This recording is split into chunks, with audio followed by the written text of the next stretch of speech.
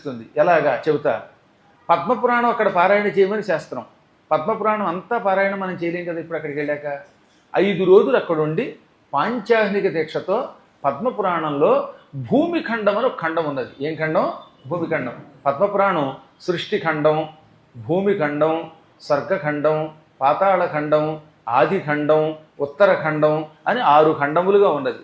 అందులో భూమిఖండాన్ని పుష్కర క్షేత్రంలో 5 రోజుల పాటు పారాయణ చేస్తే అటువంటి వాడికి పూర్తిగా అద్భుతమైన రాత వస్తుంది అన్నారు.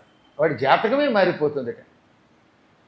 అంత పూర్వం ఉన్న దరిద్రం అంతా పోతుంది, అశాంతి తొలగిపోతుంది, ఉత్సాహం కలుగుతుంది. అందుకని జన్మ దుఃఖాన్ని తొలగించుకోవడానికి అక్కడ పారాయణ చేయాలి. కానీ అందరూ శ్లోకాలు ఎలా పారాయణ చేయగలుగుతారు? శ్లోకం చదవడం అంటే అంత తేలికేం కాదు కదా. అందులో నాగరలిపిలో శ్లోకం ఇచ్చామా ఇంక అయిపోయినట్టే. ఇక్కడ యామ్ యామ్ యామ్ అనుకునేసరికి 6 రోజులు పడుతుంది ఒక శ్లోకానికి. అలాంటి వాళ్ళ కోసం ఏం చెప్పారు? ఇప్పుడు భూమిఖండం నేను ఎలాగో పురాణం చెప్తున్నానుగా, అది యూట్యూబ్లో కూడా పెడుతుందిగా. ఆ యూట్యూబ్లో ఉన్న భూమిఖండ ఉపన్యాసం అక్కడ వినండి చాలా 5 రోజుల పాటు. ఇక మీరు పారాయణ చేసిన దానికంటే ఎక్కువ ఫలితం పొందుతారు. ఇంకా విచిత్రం ఏంటంటే పారాయణ చేసిన వాడి కంటే విన్నవాడికి ఎక్కువ ఫలితం ఉండోయ్. వక్తారం పృచ్ఛకం శ్రోత్రూన్ అని భాగవతం చెప్పింది. భాగవతం ఉపన్యాసం చెప్పేవాడిని, ప్రశ్నించేవాడిని, శ్రోత్రులు వినేవారిని సమానంగా పవిత్రులు చేస్తుంది.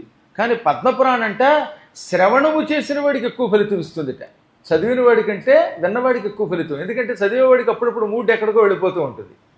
పైగా అర్థం లేకుండా చదవచ్చు. ఒక్కోసారి శ్లోకాలు చదివే వాళ్ళందరూ దాన్ని అర్థం చేసుకు చదువుతారా? అసంభవం అర్థం చేసుకు చదవాలంటే. కానీ వినడం తేలిక కదా. ఇంత తేలిగ్గా చెప్పాక ఇది కూడా అర్థం కాలేదంటే వాళ్ళ కర్మ. నాకు అర్థం కాలేదన్నారంటే వాళ్ళ పూర్వజన్మ కర్మ నాటి. ఏది నేను చెప్తే కూడా అర్థం కాకపోతే ఇంక వాటిని బాగు చేయడం ఈ ప్రపంచంలో ఎవడి వల్ల కాదు. ఎందుకని అసలు సహజంగా నా శైలి చాలా సులభంగా ఉంటుంది. ఇంతవరకు నేను విన్నంతవరకు అక్షరం ముక్కరాని వాళ్ళు, తెలుగు రాని వాళ్ళు కూడా ఇది విన్నాక అర్థమయ్యిందంటే అంత హాయిగా ఉంది అన్నారు. కాబట్టి కొంచెం నయ్యం.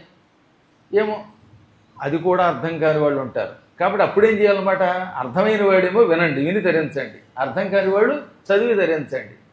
ఈ రెండూ చేయలేరు, చదవలేరు, వినలేరు. కొంతమందికి విన్న అర్థం కాదు. 2 4 అని చెప్పాక నాయన 2 ఎంత అంటే 2 అండి, రే 2 ఎంతరా అంటారు. అలాంటి మహాత్ములు కూడా వస్తారు అప్పుడప్పుడు పురాణాలకి. ఏది 6 సార్లు 2 4 అని చెప్పాక 7వసారి పలిగితే వీళ్ళ వరకు ఎక్కడో ఉంటుందన్నమాట. అటువంటి వాళ్ళకి వినడము కుదరదు, సరే చదవలేరు. అప్పుడు ఏం చెయ్యాలి? పూజిస్తే చాలు. ఈ పురాణం పట్టుకెళ్ళి పూజించినా చాలు. పూజితం యద్గృహే నిత్యం శ్రీమత్ పద్మ పురాణకం ధర్మమర్థం చ కామం చ మోక్షం చ లభతే నరః. ఈ పుస్తకం ఏ ఇంటిలో భక్తితో పూజింపబడుతోందో ఆ ఇల్లు ధర్మ అర్థ కామ మోక్షములనే 4ంటికి నివాస స్థానం అవుతుంది. అలా పూజించిన వాడు ఈ 4 పొందుతాడు. ముందు ధర్మం పొందుతాడు, ధర్మంతో అర్థం పొందుతాడు, అర్థంతో కోరికలు తీర్చుకుంటాడు, కామంతో మోక్షం పొందుతాడు. అంత సులభమైనది ఈ పుస్తకం. అందువల్ల జీవితంలో ఒకసారైనా ఆ క్షేత్రానికి వెళ్ళాలి. అక్కడ చేసే గాయత్రీ ఫలం ఒకసారి చేస్తే 1000 రెట్లు ఫలితం ఇస్తుంది. అందుకని చెప్తాను, ఒకసారి పారాయణ చేయండి అక్కడ. అప్పుడు ఆ ఒకసారి పారాయణ ఎంత అవుతుంది? 1000 పారాయణాలు ఫలితం ఇస్తుంది. ఒకసారి వినండి, 1000 సార్లు పద్మపురాణం విన్న ఫలితం వస్తుంది. ఒక్కసారి గాయత్రి జపం చేయండి, సహస్ర గాయత్రి జప ఫలితం ఇస్తున్నది. ₹1 దానం చేయండి, 1000 రూపాయలు దానం చేసిన ఫలితం వస్తుంది. ఈ విధంగా సహస్ర గుణములు అధికముగా మనకి ఫలితం ఇస్తుంది ఆ ప్రాంతం. ఆ ప్రాంతంలో ఉన్నంత వరకు కూడా కొన్ని నిషేధాట. మాంసం నిషేధం. ఇక తర్వాత మందుభైలు చాలామంది ఉన్నారుగా, అది నిషేధం. అక్కడున్న నియమ నిష్టలతో పారాయణ చేస్తున్నప్పుడు, పారాయణ చేయనప్పుడు మీ కర్మ, అది నేనేం చెప్పలేను. పారాయణ పరులకు కొన్ని నియమాలు చెప్పారు, వినేవాడికి కొన్ని నియమాలు చెప్పారు. ఆమిషము, మధుపానము, ధూమపానము ఇవి నిషేధం. కుదిరితే నేల మీద చాపేసి పడుకోండి.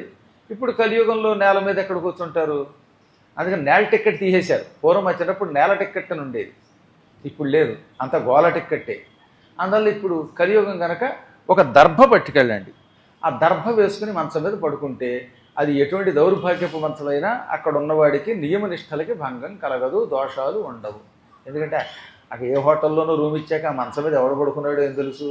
అక్కడంతా మీలాంటి పుణ్యాత్ములు రారు కదా, పాపిష్టాలు కూడా వస్తారు.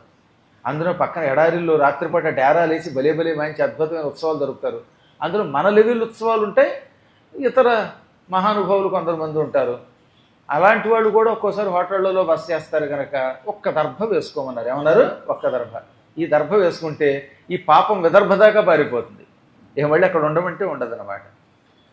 ఇక బ్రహ్మదేవుడు గురుస్వరూపుడు కనుక అక్కడ ఉన్నప్పుడు వందే గురు పదద్వంద్వం అవాంగ్మానస గోచరం రక్తశుక్ల ప్రభామిశ్రం అతర్క్యం త్రైపురం మహ అనే మంత్రాన్ని భక్తి శ్రద్ధలతో వీలున్నంత వరకు జపం చేయండి. గాయత్రి మంత్ర జపం అందరం చేసుకోలేనప్పుడు, ఉపనయనం కానప్పుడు స్త్రీల కోసమని మంత్రానుష్ఠానం తెలియనటువంటి వాళ్ళ కోసం, ఎవరి కోసం? మంత్రానుష్ఠానం తెలియని వాళ్ళ కోసం వ్యాసుడు ఆ మంత్రమును శ్లోక రూపంలో అందించాడు. చెప్పండి అందరూ కూడా. యో దేవ సవితాస్మాకం ధియో ధర్మాదిగోచరా ప్రేరయేత్తస్య యద్భర్గః తద్వరేణ్యముపాస్మహే. ఇది గాయత్రి మంత్రమే ఇలా శ్లోక రూపంలో పెట్టాడు. ఈ శ్లోకాన్ని విన్నా, జపం చేసుకున్నా, లేక ఇతరుల ద్వారా వినిపించుకున్నా, రాసినా ఇక అపూర్వమైన ఫలితం వస్తుంది. అటువంటి పరమ పవిత్రమైన పుష్కర క్షేత్ర మహాత్మ్యం విన్న మీ అందరికీ కూడా శుభజాతకములు కలుగుగాక.